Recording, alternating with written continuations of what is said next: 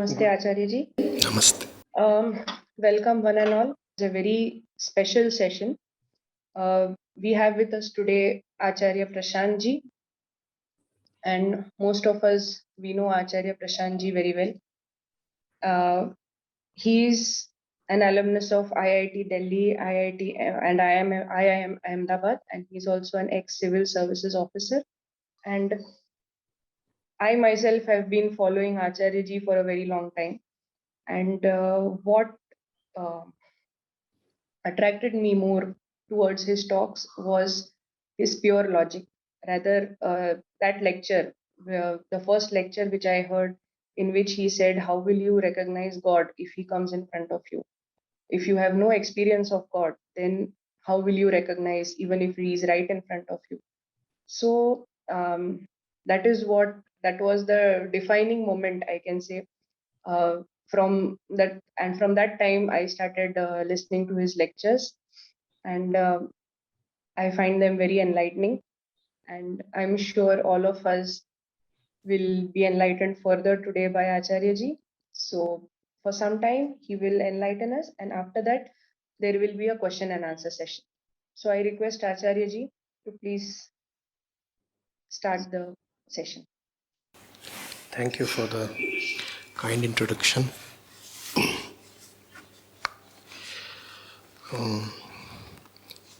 There couldn't have been a more important topic than the one we have at hand today. Sanatan Dharma and Vedanta. So there is Sanatan Dharma and Vedanta. Sanatan first. All that is can be very neatly, very clearly classified into three. The timeless, Nitya, the eternal, Shashwat, and the time-bound. You could call that Vyavaharik, Pratibhasik, Mayavi, Kalabadh, anything. Purely only the truth is Sanatan. Sanatan refers to the timeless, that which is beyond time, not even that which does not change in the course of time, but beyond time. Only the truth really is Sanatan. And what is the truth? As we said, that which is beyond time. How do we know what is beyond time? We first need to know what is within time.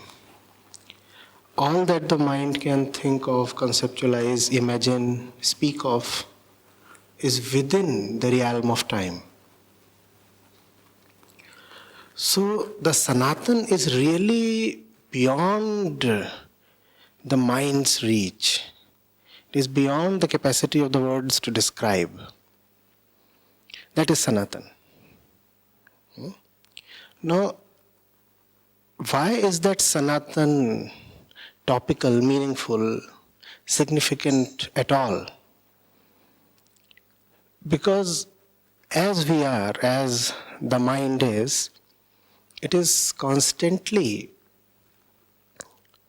in need of, in search of something that is beyond itself. Anything in the world, in the grasp of mind, simply fails to quench the mind, bring it to rest, bring it to contentment. We said mind is constantly in a flux. The mind is constantly seeking, searching. So that is Shashwat. That is eternal. That brings us to the second part of the classification. The first part was the truth alone is Nitya and Sanatan. The second is throughout the flow of time, there is a certain thing that is constant. This constancy is the fundamental human tendency. It is the fundamental vritti that we have. So, in a loose way, we could even say that the existence itself is Sanatan, but that would not be very correct. Only the truth is Sanatan. And then there is the content of mind, which is all time bound. It rises one moment, it falls the next moment. Now these three exist. We experience mostly that which is time bound. Attractions, repulsions, desires, likes, dislikes, happiness, sorrow, attainment, loss. We live in all that. All that is time bound.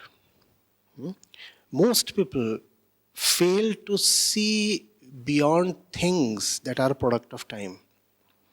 We are so enamored by them, so captivated by them, so absorbed, so obsessed in our daily events that it becomes very difficult to look beyond them.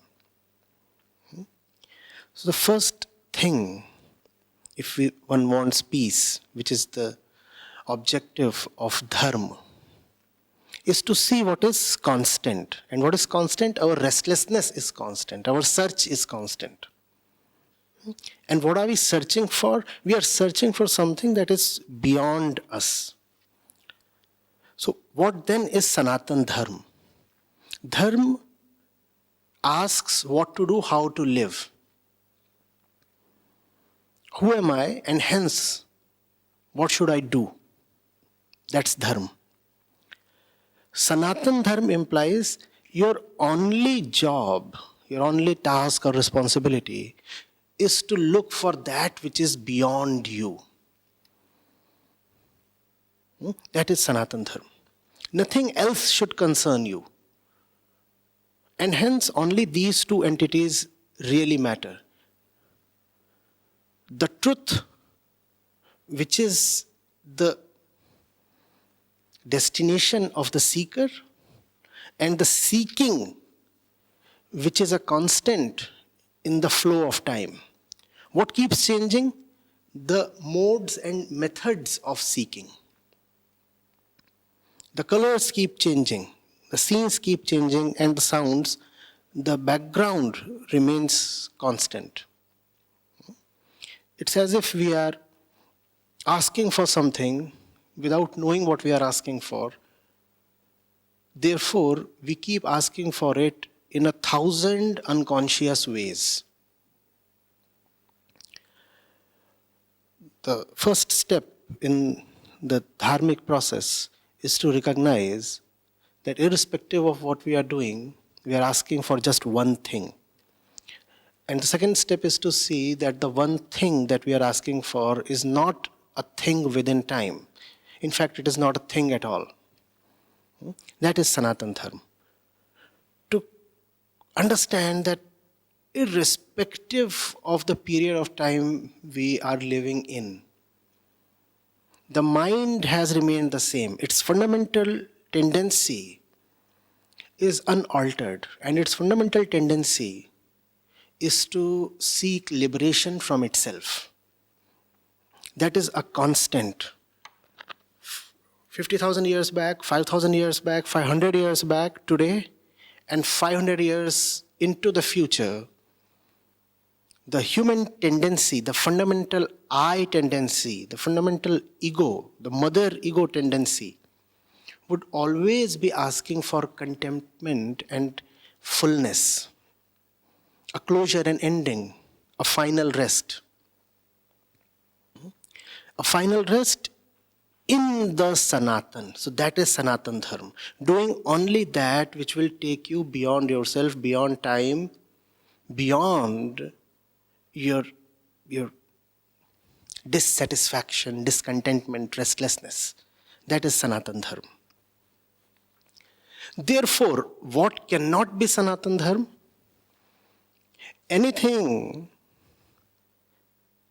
that asks you to take a piece of time-bound concept as the truth cannot be Sanatan.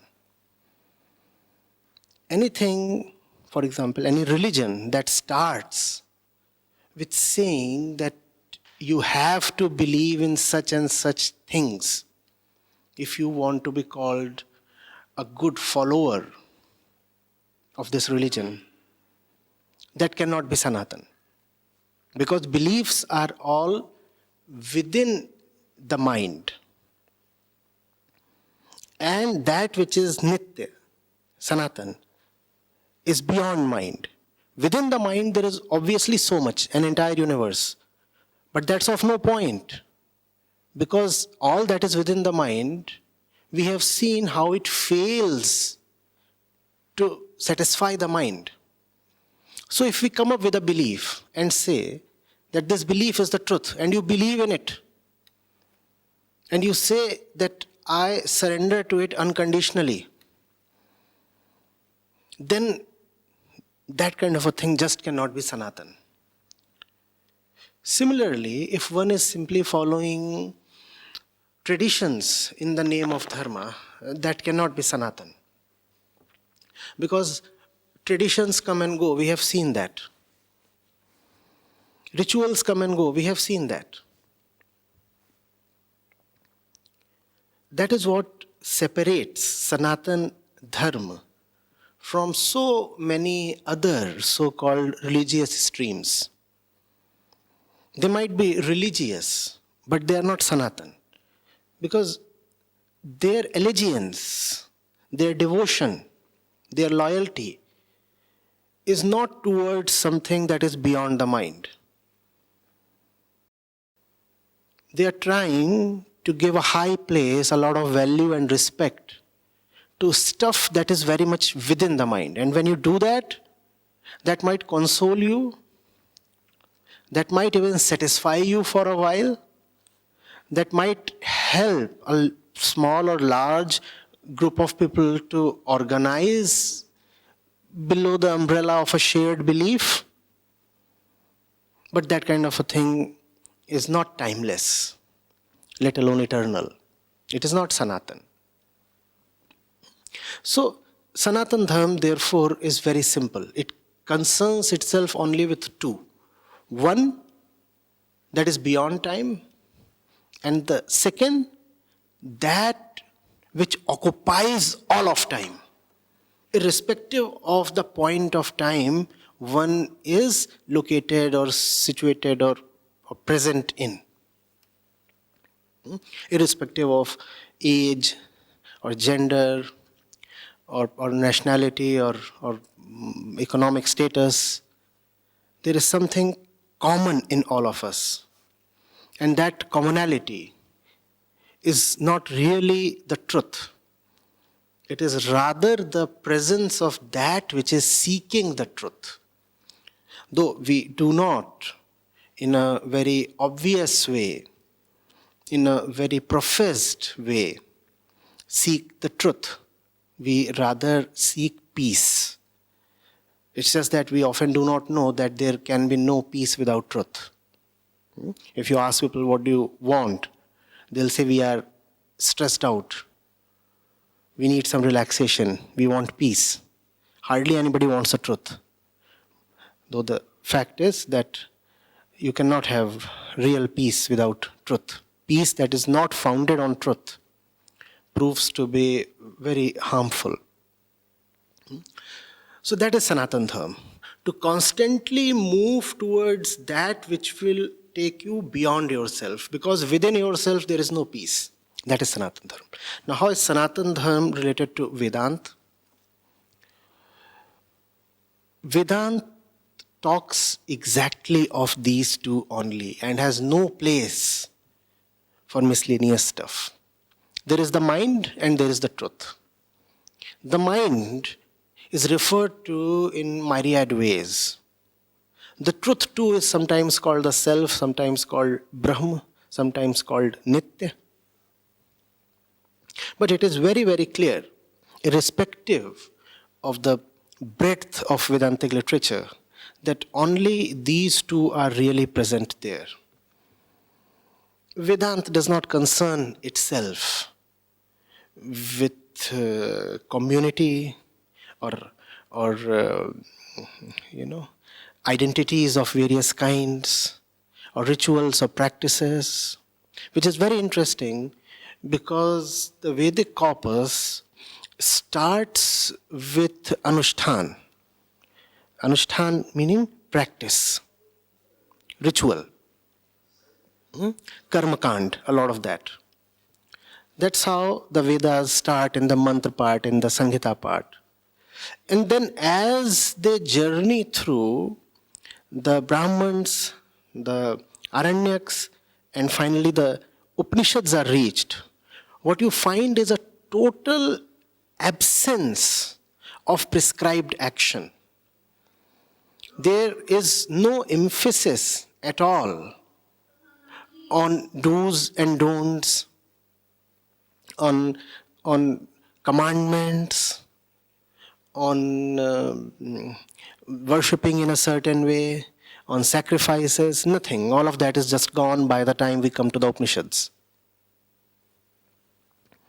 All that is left is a very relentless, very austere, very pure investigation into the truth by the mind. Only these two entities remain, the truth and the mind. Mind stuff is discarded as trivial. So truth, Sanatan, Nitya, timeless. Mind, Shashwat, eternal.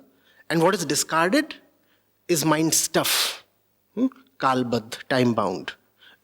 No heed, no respect is paid to what you think of, what your feelings are, what you are attached to, what you like, what you do not like, where you come from, how much money you have, how much knowledge you have, what's your gender, which community do you hail from. All these things are just kept aside. That is Vedanta. Therefore, you would see that what we call as Sanatan Dharma is nothing but Vedanta itself. One cannot be Sanatani if one is not a Vedanti. Without Vedanta, there would be the Sanatan. Obviously, the Sanatan is not dependent on anything, totally unconditional, but there would be no Sanatan Dharma. The Sanatan is unconditional, but Dharma is for man to tread. And Vedanta suggests the Dharma that would carry man to Sanatan. So Sanatan Dharma is de facto Vedanta itself. Vedanta, the summit of the Vedic literature. Vedanta, the very essence, the juice, the nectar of the Vedas. That is Sanatan Dharma. I repeat, even as we talk on what Sanatan Dharma is, it is extremely important to realize, negate, and reject what Sanatan Dharma is not. Because unfortunately, in the Hindu fold, there is a lot going on in the name of Sanatan Dharma. As someone who respects the Vedas, as someone who is absolutely in love with Vedanta, I clarify here that Vedanta does not concern itself with what we believe in. Culture or civilization or ways of thinking or ways of life or this or that, Vedanta absolutely dismisses them. It says only that is to be accepted or retained which helps you move into the truth. All else is just a burden on the already fatigued mind. So please drop it. So that is Vedanta, pure and simple Sanatan Dharma.